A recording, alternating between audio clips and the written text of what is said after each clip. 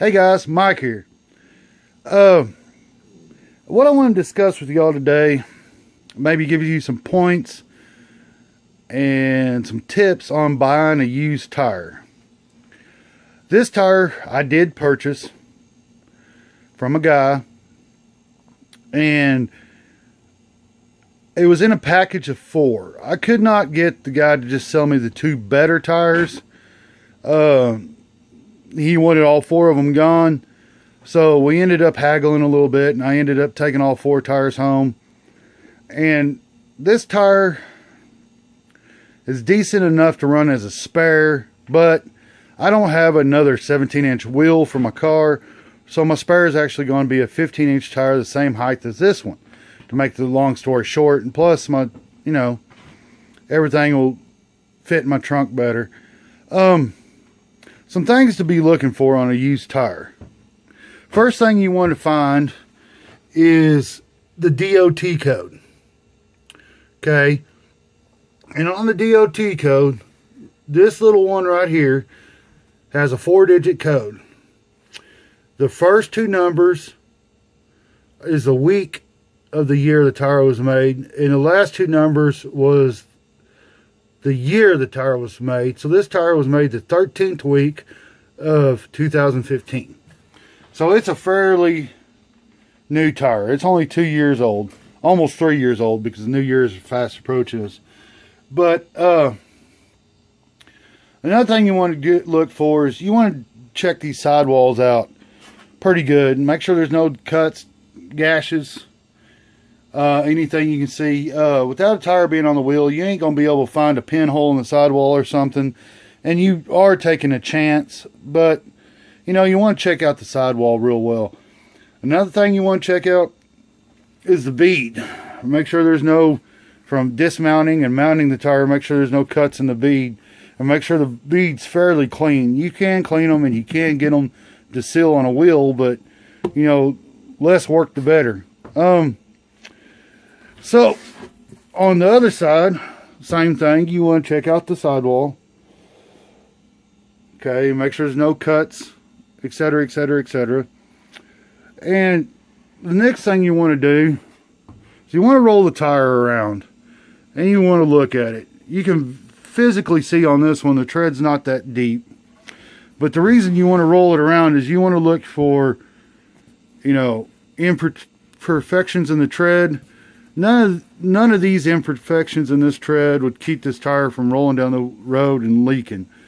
But you just want to roll the tire around and look, it's been patched once before. Well, you're running tires on your car now that's been patched, but you want to make sure it's a proper patch. You don't want to put anybody in danger. But you just do want to do a good roll around. And then after you're satisfied with that, depending on what you're going to use the tire for, you do want to look inside and make sure, if it has a nail or something, it's easier to take in and have patched now than it is after you get it on your car.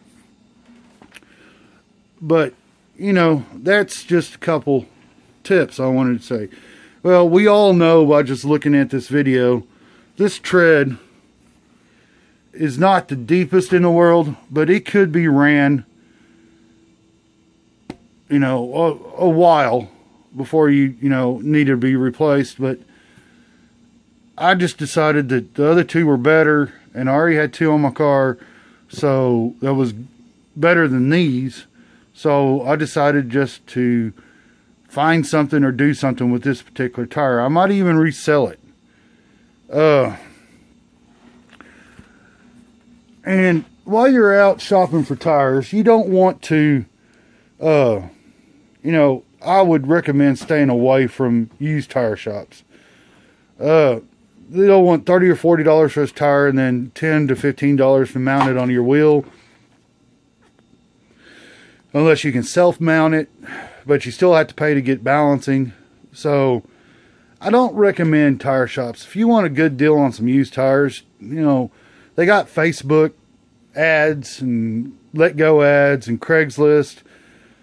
Only thing I found out on Craigslist is Some guys, they think they got a pot of gold. If it holds air, they want high dollar money for a tire too. But the only reason we're doing this is to try to save money.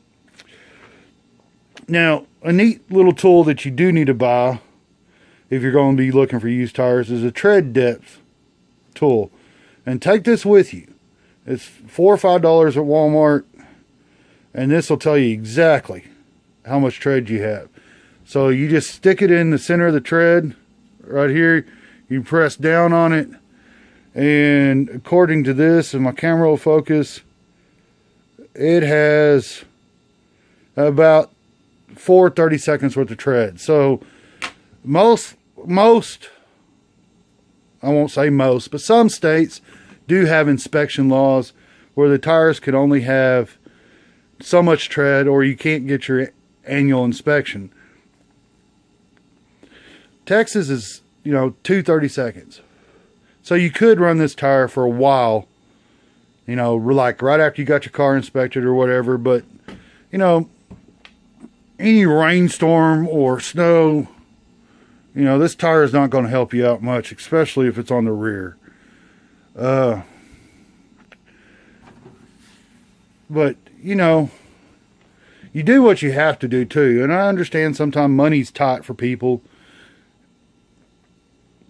and they just need to get that stupid donut tire off their car. If you have a new enough car that has a donut. And new tires are ranging from $100 to $200 a piece. So a used tire is a good option. If you don't do a whole bunch of driving, this tire could probably last you, 6-8 months on the road for sure. But that's why you want to take the tread depth thing. You want to make sure that don't pay to get this tire mounted, and then 6 months later you have to pay again. So you're already spending $30 in 6 months to get another tire mounted plus buying another tire. You definitely want to make sure that they're good enough to run a while to get your money out of the tire and get your mounting and balancing out of the tire. Another good thing to look for is the tread wear. This one says it's 500 if I'm reading that correctly. Traction, believe it or not, this tire said A. I find that kind of hard to believe because, the tread, there's not no deep cuts in this tread. So I kind of find that one a little hard to believe. And the temperature of the tire, this one's A. So this means that this tire doesn't get run very, very hot. And when you're looking for a used tire, they got so many different tires out there for your cars. You want to make sure, and it's on here somewhere, there's a load range on here somewhere. I'm not happening to see it. Oh, there it is. Max load. You want to make sure your max load of your tire matches your other tires on your car, or matches your manual in your car, so you can make sure that you're not running a tire that won't handle the weight of your vehicle. So, there you go, guys. I hope these few tips have been helpful. And please like, comment, and subscribe, and everything else. And bye.